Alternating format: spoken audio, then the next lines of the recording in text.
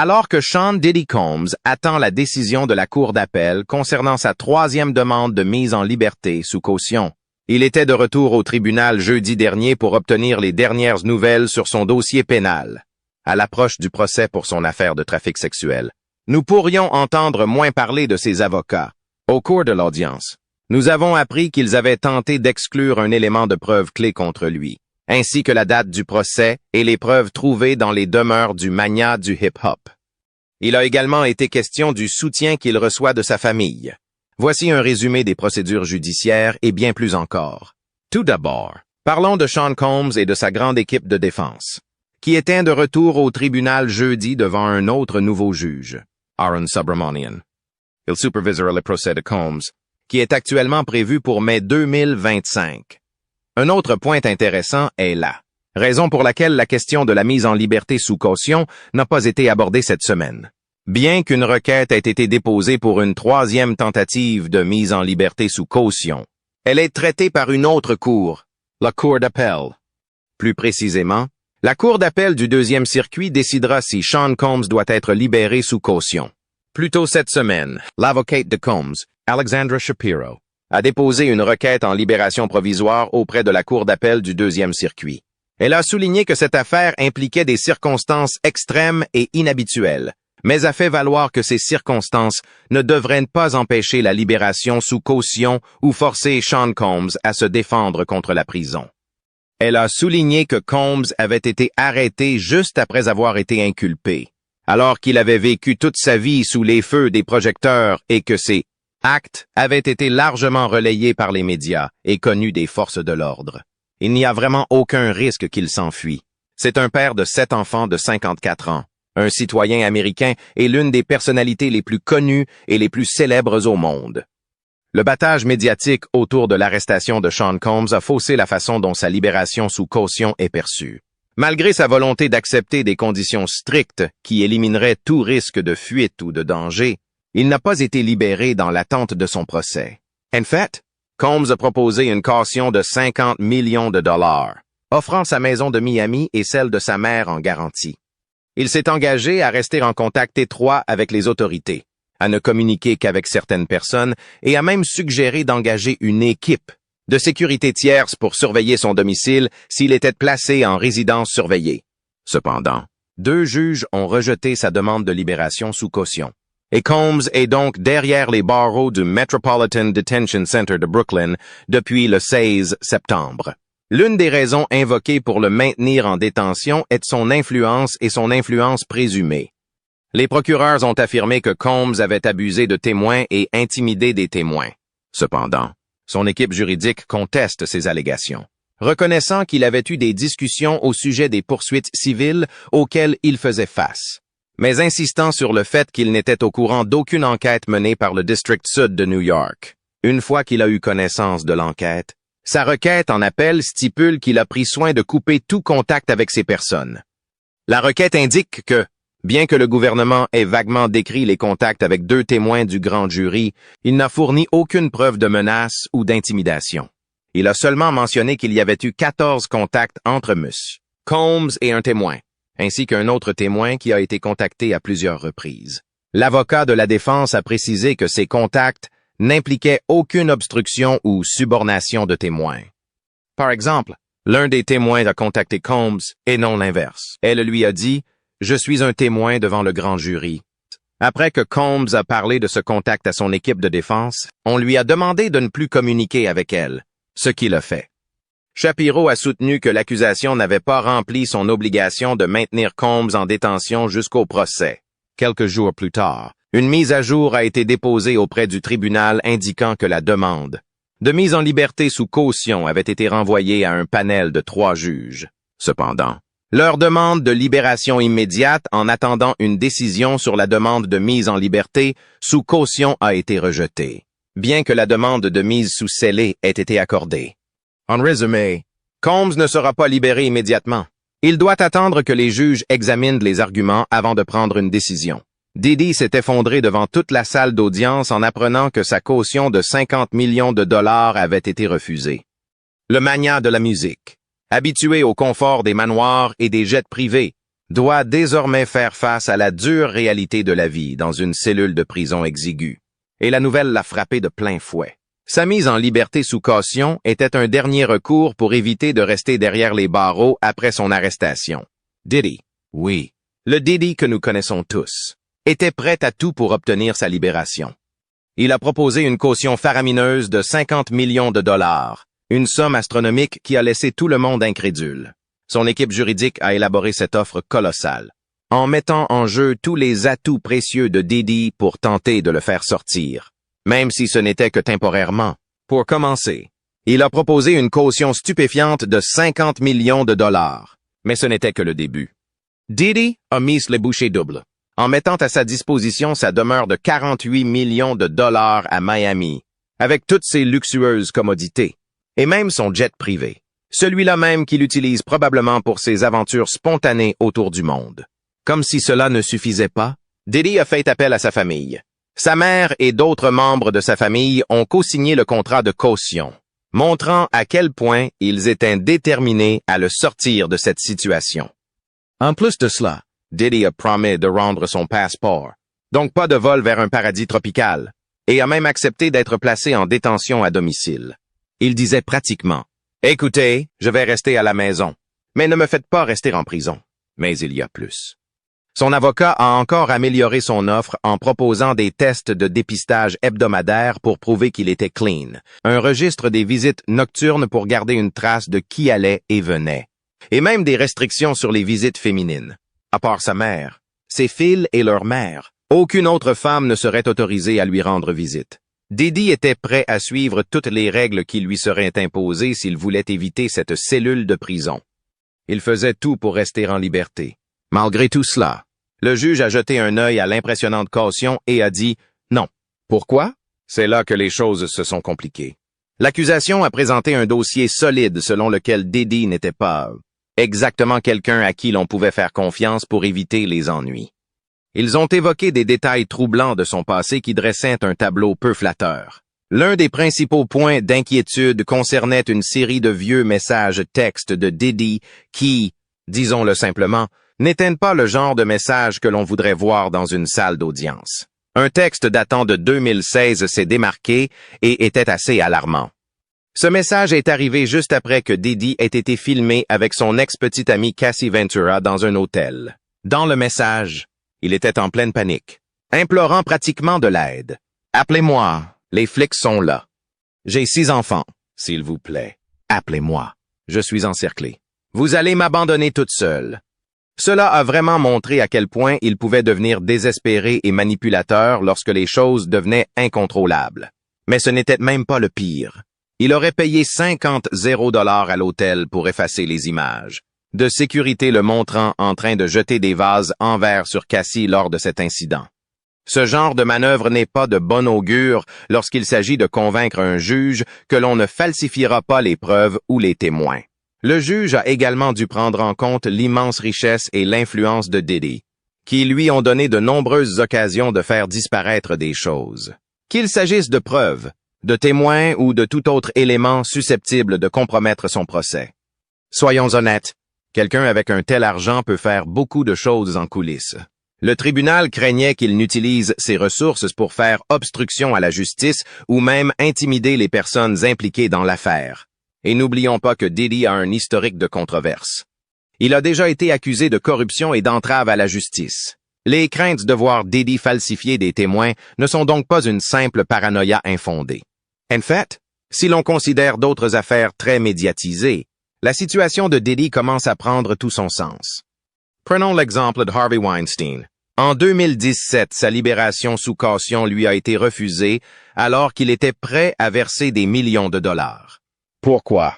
Le tribunal s'inquiétait du même problème, l'obstruction à la justice.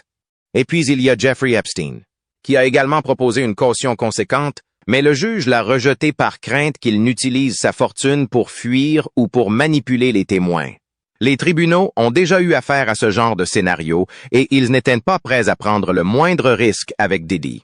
Pourquoi le magnat de la musique n'a pas pu supporter la nouvelle? Lorsque Diddy a appris au tribunal que sa proposition de caution de 50 millions, de dollars avaient été rejetés et qu'il s'est rendu compte qu'il ne rentrerait pas chez lui. Il a eu l'impression de voir quelqu'un s'écraser contre un mur à pleine vitesse. Des témoins ont rapporté qu'il avait l'air complètement secoué, comme si toute la pression qu'il avait subie pendant des semaines s'était soudainement effondrée. Imaginez un homme qui a passé des décennies à vivre dans le luxe et à toujours avoir le contrôle de sa vie, mais qui a maintenant du mal à tenir le coup. Il n'était pas seulement bouleversé, il était anéanti. Des témoins ont décrit l'expression de son visage lorsque le juge a rendu son verdict. Son sang-froid habituel a disparu, remplacé par l'incrédulité. Certains ont affirmé qu'il l'avait vu trembler et qu'il semblait sur le point de s'évanouir lorsque le juge a entendu les paroles. S'est-il vraiment effondré?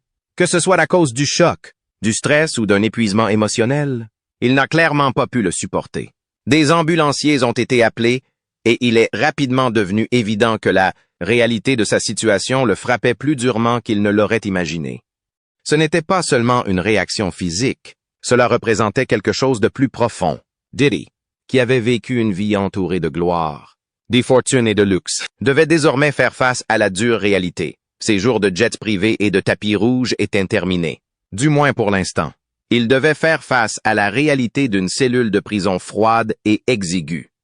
Pour quelqu'un qui n'a jamais vraiment connu d'inconfort, hormis un retard de vol ou une mauvaise critique, cela a dû être insupportable. Le changement psychologique entre vivre dans une maison de 48 millions de dollars et une minuscule cellule de prison des 1,80 m sur 2,70 m est presque inimaginable. Comment quelqu'un qui a profité d'un tel luxe peut-il commencer à gérer cela? Au lieu de dormir sur des draps de soie, il dormirait désormais sur un matelas fin fourni par la prison. Pour Diddy, c'est sans doute à ce moment-là que tout a commencé. Il a toujours eu le contrôle sur sa carrière, son image et même sur les gens qui l'entouraient. Mais il se retrouve désormais dans une situation où son argent et son influence ne peuvent pas le sauver. C'est un coup dur pour l'ego de n'importe qui. Mais pour quelqu'un comme Diddy, c'était un véritable cauchemar. Ce n'était plus lui qui prenait les décisions. Il était désormais à la merci d'un système qu'il était impossible de corrompre ou de déjouer. Aucun charme, aucune arrogance, ni aucun argent ne pourrait faire disparaître ce problème. Et cette prise de conscience a dû être terrifiante. N'oublions pas que Diddy a déjà eu sa part de problèmes juridiques, mais il a toujours réussi à s'en sortir. C'était comme s'il avait un doigté en or. Des accusations ont été portées contre lui. Des scandales ont éclaté. Mais il s'en est souvent tiré relativement indemne. Prenons l'exemple de la célèbre fusillade dans une boîte de nuit en 1999, lorsque Diddy et sa petite amie de l'époque, Jennifer Lopez, ont été arrêtés après une fusillade qui a fait 3 blessés. Diddy s'en est sorti acquitté tandis que son protégé a assumé la responsabilité. À maintes reprises, il a trouvé le moyen de s'en sortir entre les mailles du filet du système judiciaire. Mais cette fois-ci, c'est différent. Il ne s'agit pas seulement d'une bagarre dans une boîte de nuit ou d'un scandale mineur. Il s'agit d'accusations graves qui pourraient le conduire en prison à vie. Il est clair que pour la première fois, Diddy se rend compte qu'il ne parviendra peut-être pas à se sortir de cette situation par la parole. L'idée de passer des années, voire des décennies, derrière les barreaux a dû peser lourd sur lui et a contribué à son effondrement devant le tribunal.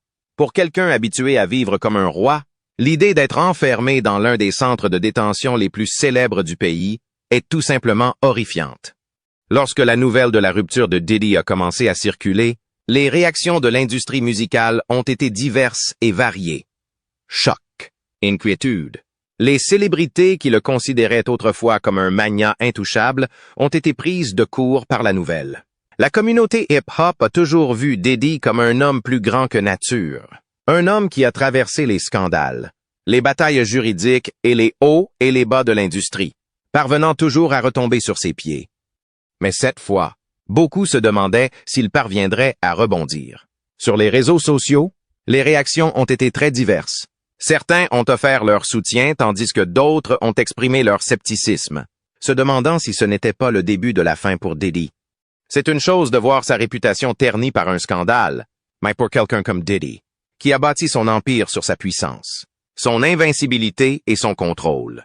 Cet effondrement était plus qu'un simple revers physique. C'était un symbole brutal de l'effondrement de son monde autour de lui. Ni l'argent ni la célébrité ne pourraient arranger cela. Les inquiétudes concernant la vie de Diddy en prison se multiplient. Les détenus de haut rang comme lui subissent une forme particulière de tension psychologique lorsqu'ils entrent dans le système pénitentiaire. Bien qu'il ait profité d'une vie de luxe, il a également été constamment surveillé par le public. Chacun de ses faits et gestes étant suivi, loué ou critiqué. Tout au long de sa carrière, il a pu compter sur un entourage, des fans dévoués et sa richesse pour atténuer l'impact de toute critique. Aujourd'hui, in prison, tout cela a disparu. L'isolement peut être particulièrement difficile pour quelqu'un comme Diddy, car il ne s'agit pas seulement d'être seul physiquement. Il a perdu tout ce qui le définissait dans le monde extérieur. Rester dans une cellule froide avec seulement ses pensées doit donner l'impression que les murs se referment sur lui. C'est pourquoi les autorités ne prennent aucun risque et le surveillent de près. 24 heures sur 24 pour s'assurer qu'il ne se fait pas de mal. Les choses ne s'annoncent pas bien pour Diddy au Metropolitan Detention Center MDC, qui est connu pour être l'une des pires prisons du pays. Sa réputation de brutalité est bien méritée, avec des conditions de vie qui ne sont rien de moins qu'horribles. L'hygiène est presque inexistante, et les détenus passent souvent des jours sans pouvoir se laver correctement. Les cellules sont glaciales en hiver et étouffantes en été. On a même signalé des pannes de courant qui laissent l'établissement dans le noir complet, sans chauffage ni eau chaude, parfois pendant des jours. Imaginez-vous coincé dans une cellule glaciale, grelottant sous une fine couverture, entouré de rien d'autre que de béton et d'acier froid. C'est un véritable cauchemar. La surpopulation ne fait qu'aggraver la situation. Le MDC est connu pour encombrer les détenus dans des espaces exigus bien au-delà de sa capacité. Il n'y a pas d'intimité, pas d'espace pour respirer et il est impossible de baisser la garde un seul instant. Pour quelqu'un comme Diddy, habitué à l'espace de ses demeures, cet environnement exigu doit être totalement étouffant. Pour couronner le tout, il est actuellement en isolement dans l'unité de détention spéciale, SHU, une section réservée aux détenus considérés comme à haut risque, pour eux-mêmes ou pour les autres. Il ne s'agit pas de n'importe quelle partie de la prison. C'est là qu'ils gardent les individus les plus dangereux. Diddy est actuellement enfermé dans une cellule exiguë de 1,80 m sur 2,70 m. Pensez-y un instant. Un homme qui vivait autrefois dans une maison de maître de 48 millions de dollars passe aujourd'hui 23 heures par jour dans un espace plus petit que la plupart des placards. À l'intérieur, il dispose d'un ensemble toilette et lavabo en acier, d'un petit bureau et d'un matelas fin. C'est tout. Ses affaires se résument à une simple couverture, un uniforme et quelques articles de cantine pour s'en sortir. I see. Pas de luxe ni de confort, juste un environnement froid, durée isolante. Pour couronner le tout, les toilettes de sa cellule ne fonctionnent que 3 fois par jour. Cela peut paraître étrange, mais c'est une mesure standard dans des endroits comme le MDC pour empêcher les détenus d'envahir leurs cellules. Pour Diddy, c'est juste un autre rappel de la distance qui le sépare de sa vie de richesse inimaginable. Être en isolement signifie qu'il n'est autorisé à sortir de sa cellule qu'1 heure par jour. Et même là, il ne peut se dégourdir les jambes que dans une petite cour fermée. Il n'a aucune interaction avec les autres détenus et est complètement coupé du monde extérieur, à l'exception des gardiens qui le surveillent. Le contraste entre la vie passée de Diddy et sa situation actuelle ne pourrait pas être plus radical. Il y a quelques mois à peine, il voyageait en jet privé, participait à des soirées glamour et vivait dans des lotissements tentaculaires. Aujourd'hui, toute son existence se résume à une minuscule cellule de prison avec à peine assez de place pour bouger. Il est passé d'une vie de luxe sans fin à la réalité la plus dure. Et c'est un changement qu'aucune somme d'argent ne peut réparer. Pour l'instant, la cellule de Diddy est loin du confort auquel il est habitué. Il n'y a pas de drap de soie ni de meubles design ici. Au lieu de cela, il se retrouve avec des meubles en métal et une couverture qui ressemble plus à du papier de verre qu'à quelque chose de confortable. Pour couronner le tout, Diddy a une autre préoccupation importante, sa sécurité. Étant donné son statut de célébrité et la nature des accusations qui pèsent sur lui, il est une cible de choix en prison. Dans la sous-culture carcérale, arrêter un détenu de haut rang comme Diddy est considéré comme un signe d'honneur, un motif de fierté. Ses avocats s'inquiètent déjà de sa sécurité et ont même cherché à le transférer dans un autre établissement du New Jersey, où ils pensent qu'il serait plus en sécurité. Les accusations qui pèsent sur lui sont tout simplement terrifiantes, surtout pour quelqu'un de sa stature. S'il est reconnu coupable, Diddy risque de passer le reste de sa vie derrière les barreaux. Mais ce que signifient vraiment ces accusations? Et comment les choses ont-elles pu devenir aussi graves? En fait, les accusations auxquelles il est confronté sont similaires à celles que l'on pourrait voir avec quelqu'un qui dirige une entreprise criminelle, comme un chef de la mafia, mais avec sa propre touche personnelle. Dans le cas de Diddy, les autorités l'accusent d'avoir utilisé ses entreprises, son Empire Musical, ses relations et son immense richesse pour dissimuler ou même orchestrer de graves activités illégales. Diddy ne se contentait pas de commettre des crimes. Il aurait mené une opération de grande envergure, utilisant son pouvoir pour manipuler les autres. Lorsque les gens entendent parler de ces allégations, ils pensent souvent au crime organisé, et c'est exactement ce que suggèrent les procureurs. Ils affirment que l'empire de Diddy ne se résumait pas seulement à la musique et à la mode. Il comportait un côté bien plus sombre, où toutes sortes d'activités criminelles avaient lieu. Il ne s'agit pas non plus d'un ou deux incidents isolés. L'acte d'accusation dresse le portrait d'un comportement similaire qui se répète depuis des années. Il ne s'agit pas uniquement des actions de Diddy. Il est accusé d'avoir utilisé ses entreprises, son personnel et même son équipe de sécurité pour faciliter ces événements troublants. Ces rassemblements n'avaient pas seulement pour but de faire la fête. Ils avaient aussi pour but d'affirmer son pouvoir. Selon divers témoignages, certaines femmes qui participaient à ces événements avaient le sentiment de n'avoir pas le choix. Diddy aurait fait pression sur eux pour qu'ils participent, en utilisant la peur ou en menaçant de couper le soutien financier s'ils ne se conformaient pas. Les accusations incluent également la subornation de témoins et l'intimidation. Avec autant d'argent et d'influence que Diddy, faire taire les gens peut sembler plus facile. Du moins, c'est ce qu'il semble. En 2016, Diddy s'est retrouvé dans une situation délicate après un incident troublant impliquant son ex-petite amie, Cassie Ventura. Il l'aurait agressée dans un hôtel, puis aurait payé le personnel de l'hôtel pour qu'il supprime les images de sécurité. Pris de panique, il a ensuite envoyé un SMS désespéré à Cassie, lui demandant de l'appeler car la police se rapprochait. C'est là que les choses ont commencé à se gâter pour lui. L'accusation a utilisé cet incident pour faire valoir que Diddy n'hésitait pas à falsifier des preuves ou à intimider ses victimes. Soyons honnêtes. Quand on a des millions de dollars à sa disposition, payer les gens ou les menacer peut devenir une option très réelle. C'est précisément ce qui inquiète les autorités. Les allégations entourant son entreprise sont encore plus profondes. Les procureurs affirment que Diddy n'a pas agi seul. Au contraire, tout son empire commercial, de Bad Boy Records à ses autres entreprises, faisait partie d'une organisation criminelle destinée à faciliter ses activités illégales. Ils prétendent même que les employés de Diddy l'ont aidé en organisant des vols, en trouvant des femmes et en veillant à ce que tout se passe sans accroc. D'un point de vue pénal, bien sûr. Du personnel de sécurité aux assistants, les membres de son entourage auraient contribué à garder ses activités secrètes le plus longtemps possible. Historiquement, lorsque des célébrités et des personnalités influentes sont confrontées à de telles accusations, les conséquences juridiques peuvent être graves. La situation de Diddy reflète bon nombre de ses scandales passés. Tout comme Harvey Weinstein était autrefois considéré comme intouchable à Hollywood, Diddy jouissait d'un statut similaire dans l'industrie musicale. Cependant, lorsque les gens ont commencé à s'exprimer, c'était comme si un barrage avait cédé et un torrent d'accusations s'en est suivi. Les deux hommes ont tenté d'utiliser leur richesse et leur influence pour contrôler le récit. Mais au final, la vérité a éclaté. Diddy pourrait bien suivre le même chemin. L'implication de Jennifer Lopez et de Young Miami ajoute une tournure inattendue à toute la situation. Vous n'imaginez pas à quel point cette histoire est profonde. Diddy n'est pas le seul dont la vie est en jeu. Jennifer Lopez, J-Lo et Young Miami pourraient également se retrouver confrontés à de sérieux problèmes juridiques. Ce désordre avec Diddy s'est étendu au-delà de lui, attirant certains des plus grands noms de l'industrie du divertissement, avec J-Lo et Young Miami pris en plein milieu.